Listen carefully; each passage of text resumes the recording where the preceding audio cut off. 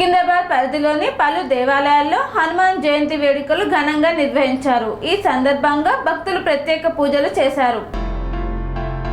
సికింద్రాబాద్ పరిధిలో అనేక ప్రాంతాలలో హనుమాన్ జయంతి సందర్భంగా ఆలయాల్లో ప్రత్యేక పూజలు నిర్వహించారు. సికింద్రాబాద్లోని ప్రసిద్ధ తాడ్పన్ వీరాంజనేయ స్వామి ఆలయంలో హనుమాన్ జయంతి వేడుకలు ఏటా అత్యంత వైభవంగా భక్తి శ్రద్ధలతో జరుగుతున్నాయి.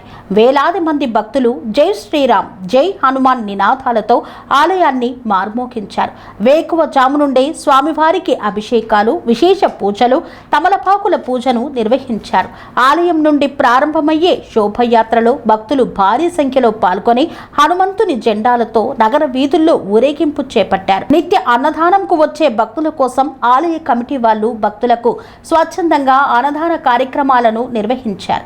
ఈ జయంతి వేడుకల్లో భాగంగా శ్రీ తాడ్పన్ ఆంజనేయ స్వామి వారికి సింధూర లేపనంతో ప్రత్యేక అలంకరణలు చేశారు. బోయిన్పల్లి సెంటర్ పాయింట్ వ్యాపార వర్తకుల అసోసియేషన్ ఆధ్వర్యంలో హనుమాన్ జయంతి వేడుకలు, శోభయాత్ర, భక్తులకు అన్నప్రసాద వితరణ, భక్తి గీతాలాపన కార్యక్రమాలు ఓల్డ్ బోయిన్పల్లి, హాస్మత్పేట్ శ్రీ ప్రసన్నాంజనేయ స్వామి ఆలయాల్లో ఆలయ కమిటీ వారు ఆలయాన్ని ప్రత్యేక పూలతో, విద్యుత్ దీపాల అలంకరణ చేసి స్వామివారి పూజలు, అభిషేకాలు, హారతులు, సాంస్కృతిక శోభయాత్ర కార్యక్రమాలను నిర్వహించారు. ఈ కార్యక్రమంలో మేడ్చల్ ఎమ్మెల్యే చామకూర మల్లారెడ్డి, మల్కాజ్గిరి ఎమ్మెల్యే మరి Rajasekhar Reddy, cantonment MLA Shri Ganesh, cantonment nominated సభ్యురాలు భానుక నర్మదా మల్లికార్జున్, కంటోన్మెంట్ బోర్డు మాజీ అధ్యక్షులు జంపన ప్రతాప్, ఇతర కంటోన్మెంట్ నాయకులు, ఓల్డ్ బోయిన్పల్లి 119వ డివిజన్ మాజీ కార్పొరేటర్ ముద్దం నరసింహ యాదవ్, రాజకీయ నాయకులు, ఆలయ కమిటీ సభ్యులు, ఆలయ పూజారులు, సిబ్బంది, వాలంటీర్లు, ప్రజలు, భక్తులు అధిక సంఖ్యలో పాల్గొన్నారు. ఈ జయంతి రోజున ప్రతి ఆలయాల వద్ద కాషాయ జెండాలు, తోరణాలు, ప్రముఖుల ఫ్లెక్సీలు, హనుమాన్ చిత్రాలతో అలంకరణలు హిందుత్వాన్ని చాటాయి. ఈ సందర్భంగా పలువురు TR9 టీవీ ఛానల్తో ఆలయ విశేషాలు, కార్యక్రమ విశేషాలను తెలియజేశారు. ఎలాంటి ఇబ్బందులు కలగకుండా బేగంపేట్ డివిజన్ పోలీస్ యంత్రాంగం, దేవాదాయ శాఖ, ఆరోగ్య శాఖ, ట్రాఫిక్ పోలీసులు, అగ్ని ప్రమాద నిరోధక శాఖ అన్ని శాఖల సమన్వయంతో హనుమాన్ శోభయాత్రలు దిగ్విజయంగా ముగిశాయి. పేటలో శ్రీ ప్రసన్నాంజనేయ స్వామి దేవాలయం 200 సంవత్సరములకు పూర్వము ఇది నిర్మించబడినది. ఇది ఇవాటిది కాదు. ఇక్కడ మహిమలు చాలా బ్రహ్మాండంగా ఉండును. ఇక్కడ ప్రతి పండుగ కూడా విశేషంగా చేస్తారు. ఇక్కడ దేవాలయము ఒకటి కాదు, ఆంజనేయ స్వామితో పాటు రాముల వారు, కృష్ణుడు, శివాలయం, ఈ సాయిబాబా, అమ్మవారు, గణపతి, నవగ్రహాలు అన్నీ ఉన్నాయి. ఇంకా అట్లా పోతే చెట్లు కూడా ఏది జమ్మి చెట్టు, రాగి చెట్టు, ఉసిరి చెట్టు, అన్ని చెట్లు కూడా అన్ని సకల దేవతలు ఉన్నాయి. ఇక్కడ లేని దేవత లేదు. అన్ని శనివారం, మంగళవారం ప్రతిరోజు కూడా విశేష పూజలు జరుగుతాయి. ఇక్కడికి భక్తులు కూడా వస్తారు. ఇక్కడి పెద్దలు కూడా ప్రతిరోజు కూడా దేవాలయాన్ని సందర్శించి మహావైభవంగా చేస్తారు. ఈ గణపతి నవరాత్రులు, దీపావళి, మళ్ళీ పోతే దేవీ నవరాత్రులు, ఇది ఇప్పుడు చేసి ఆంజనేయ స్వామి శ్రీరామనవమి బ్రహ్మాండంగా చేస్తారు. శివరాత్రి మొదలు మొత్తం బ్రహ్మాండంగా చేస్తారు. కావున భక్తులతో చేయబడినది. మీరు చెప్పండి. జై శ్రీరామ్. ఈరోజు శ్రీ హనుమాన్ జయంతి సందర్భంగా మా ప్రసన్నాంజనేయ స్వామి గుడిలో ఎంతో గొప్పగా ఎంతో భక్తులు చాలామంది వచ్చి ఈ ఆంజనేయ స్వామికి పూజలు జరిపారు పొద్దుర్చండి. ఇదే విధంగా ఈ గుడికి చాలా పెద్ద చరిత్ర ఉన్నది. ఇది కనీసము 200 ఏళ్ళ తాతల నాటి గుడి.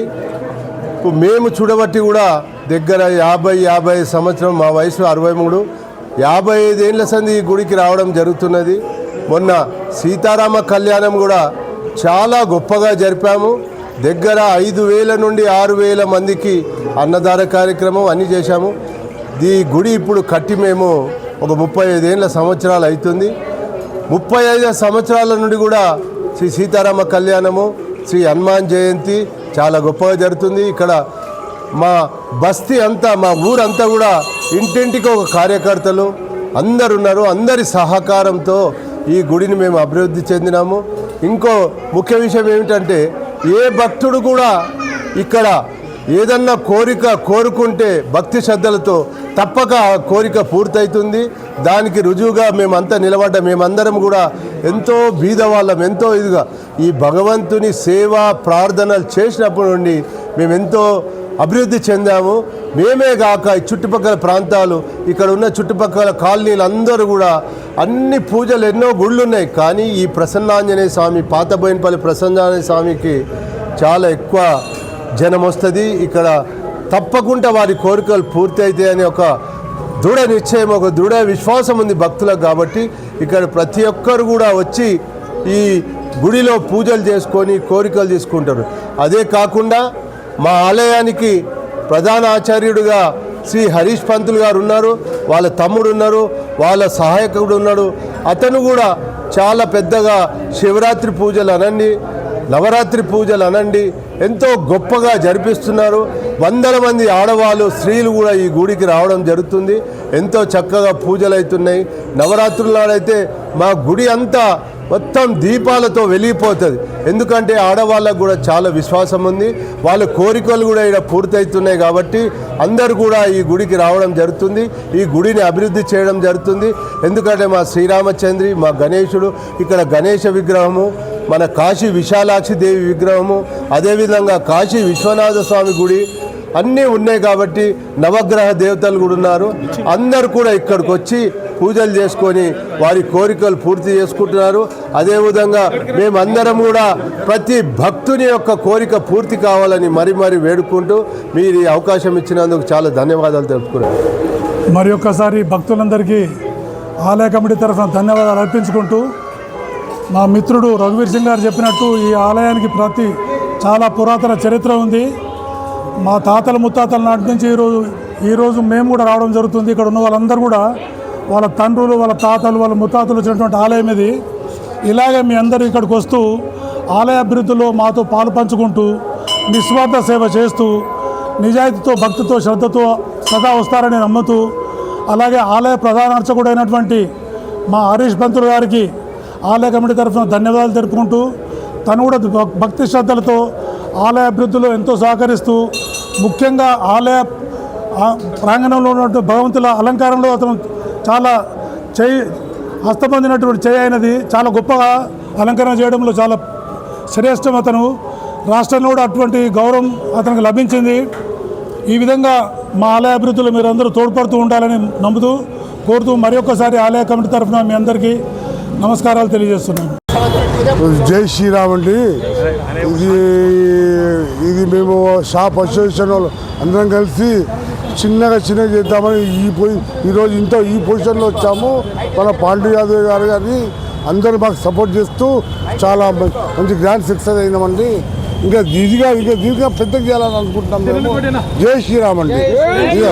ఇప్పుడు ఏంటంటే శోభయాత్రలకు, ఉత్సవాలకు లోకల్గా అందరూ ఒక 3,000 మందికి వంట వండిపించామండి. అందరు తిని మాకు ఆశీర్వదించిపోవాలండి. జై శ్రీరామ్.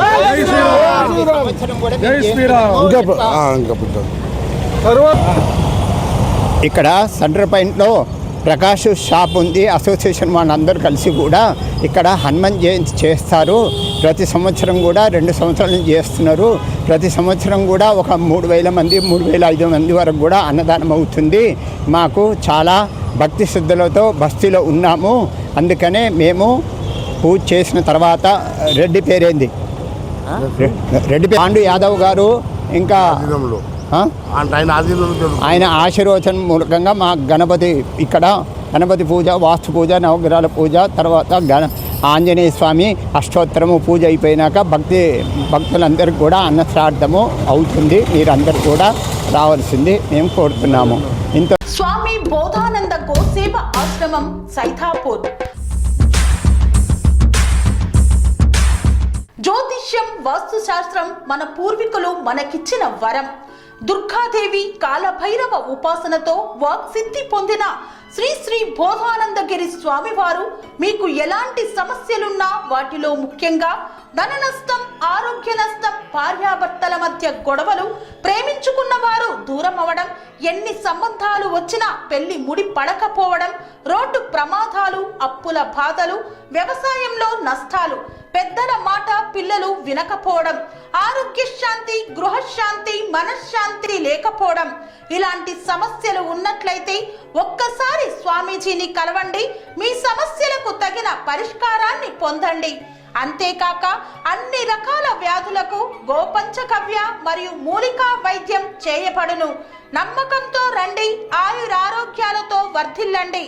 మా అడ్రస్ స్వామి బోధానంద గోసేవ ఆశ్రమం, సైదాపూర్, వీరభద్రస్వామి గుడి దగ్గర, యాదగిరిగుట్ట. సంప్రదించవలసిన నెంబర్ 9849213754 మరియు 9618034138.